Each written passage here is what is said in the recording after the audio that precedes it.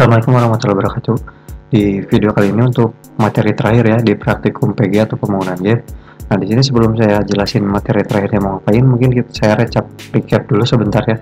Untuk materi sebelumnya, pertama kan kita waktu di modul pertama kita udah belajar tentang menu, terus udah belajar juga soal caranya pindah halaman kayak gimana, caranya pakai tile maps untuk bikin game mode kayak gimana, terus bikin level design pakai tile maps kayak gimana. Terus di modul kedua kita udah belajar gimana caranya ngegerakin player sama ngatasin beberapa masalah yang terjadi ketika kita bikin movement player di game 2 dimensi. Terus juga udah ngasih gimana caranya sih si player kita nih dia bisa punya animasi supaya dia bisa gerak, atau secara gampangnya nggak statik gitu ya, nggak diem dia.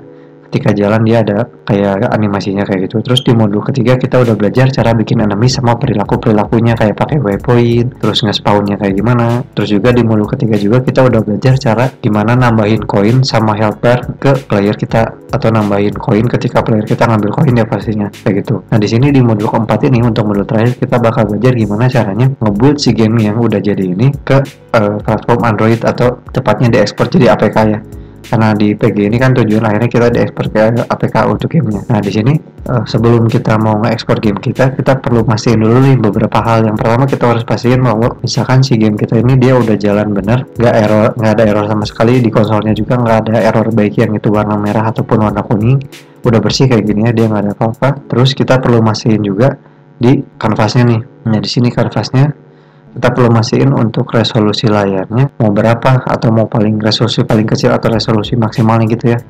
Mau kita atur berapa? Misalkan saya atur di sini di 1280 x 720 untuk resolusinya. Terus untuk di kanvas ini ya, kita perlu mastiin juga kalau misalkan kayak di button ini, misalkan yang untuk arah maju mundur ini, perlu pastiin nih si anchor point-nya tuh dia posisinya udah benar belum. Jadi ketika misalkan kita rubah-rubah nanti dia nggak akan berubah tuh, pasti tetap posisinya masih di situ, nggak berubah tuh, masih sesuai gitu ya. Nah, kita perlu mastiin dulu untuk setiap dari si button atau kelompok yang kita bikin ini. Nah, setelah udah itu kita perlu mastiin juga nih kameranya mau di set gimana nih untuk backgroundnya. Kayak misalkan tadi kan kalau misalkan kita ngaturnya di 16:9, ketika kita ketemu layar yang panjang atau 18:9, nanti kan nih bakal ada bar kayak gini ya.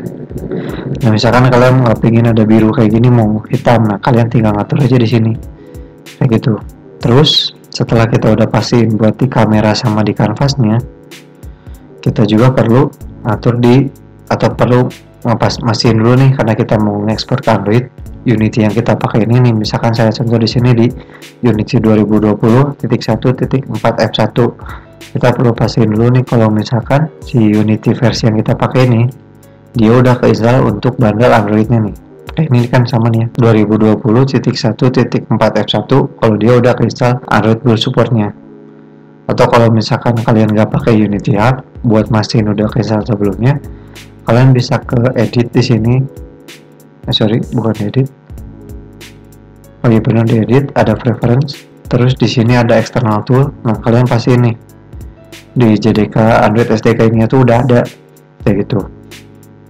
Nah, setelah kalian mastiin semuanya ya, si kanvasnya udah sesuai resolusinya, terus kameranya juga udah kalian sesuai keinginan kalian, anchor point dari button-buttonnya udah sesuai, boot Androidnya juga udah ada ya, udah disiapin supaya bisa diboot ke Android. Nah, kalian sekarang pergi ke build setting. Di build setting di sini kalian tinggal ganti nih, kan defaultnya nanti di ini ya, PC Mac sama Linux. Nanti kalian tinggal switch aja platformnya ke Android ini sampai muncul logo Unity di sebelah Android ini. Nah, setelah udah gitu, kalian juga perlu masukin nih si scene-nya. Misalkan saya contoh di sini scene-nya cuma 1, dimasukin ke sini sampai ada di sini. Kalau misalkan kalian scene-nya ada 7, yang masukin 7-7-nya ke sini. Udah itu masuk ke ini player setting. Nah, di player setting di sini kalian ngatur nih nama company-nya mau apa. Misalkan saya di sini nama company-nya Cicak Berduri, terus nama gamenya Skeleton Ceria, terus versi gamenya versi 1.0.0, terus iconnya mau apa, misalkan saya settingnya ini. Terus kalau di sini misalkan kalian mau nambahin atau mau ngedit splash screen-nya, kan splash screen defaultnya kayak gini ya, logo Unity kayak gini.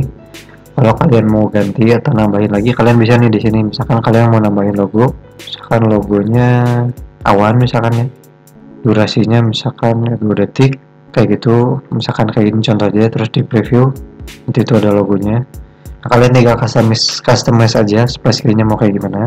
Terus kalau misalkan udah, ini ditutup aja. Nah, nanti di sini tinggal di klik build aja. Nah, ketika kalian klik build, pilih nih mau di ekspornya kemana. Misalkan saya simpannya di download, dikasih namanya tadi ya, skeleton ceria, terus klik save. Nanti tinggal tunggu aja nih proses dari buildnya sampai beres. Nah, setelah selesai di build nih, nanti bakal disuruh dipindahin ke file ini ya, atau muncul file explorer. Nanti kita udah muncul nih si APK-nya. Nah, si APK ini tuh harus kita coba dulu di si HP kita nanti. Jadi buat mastiin dulu kalau misalkan si fungsi-fungsi yang kita udah bikinnya, kayak misalkan buttonnya jalan, terus nggak ada error di playernya, atau nggak ada error di fitur-fitur lainnya, kita perlu mastiin dulu nih. Kita harus install dulu di HP kita.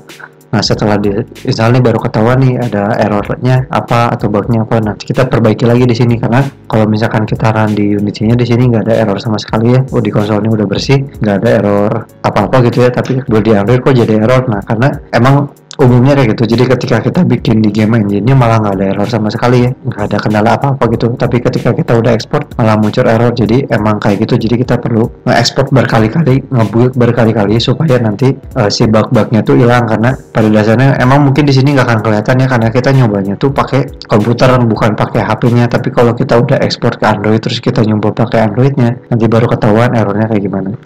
Nah, mungkin cukup sekiannya untuk materi build kali ini. Nggak ada modul juga untuk pertemuan kali ini, cuman video aja karena cuman build doang untuk materinya. Nah, nanti untuk di praktikumnya paling kita sama kayak sebelumnya ya, kita diskusi tentang tugas besar kalian, progresnya udah kayak gimana. Sebelum untuk kurang lebihnya mohon maaf. Sekian dari saya, terima kasih dan wassalamualaikum warahmatullahi wabarakatuh.